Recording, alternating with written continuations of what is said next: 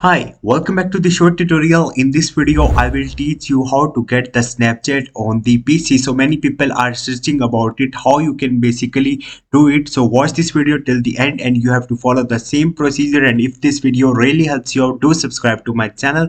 So let's start the video. First of all, you have to open your browser. So Snapchat recently give a new update. They give a web version of the Snapchat. Now you don't need to download any emulator like BlueStack or any other to download the Snapchat application to use it. Just open your browser and you have to search for the web.snapchat.com.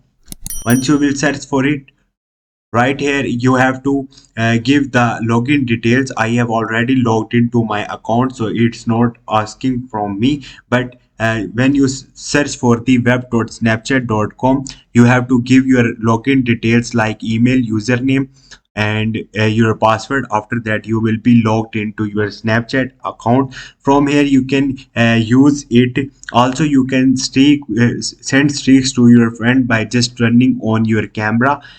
You can also read messages from here. So this is the way. Hope this video will helpful for you. If you have any question or any confusion, just drop a comment. I will try to help you. Thank you.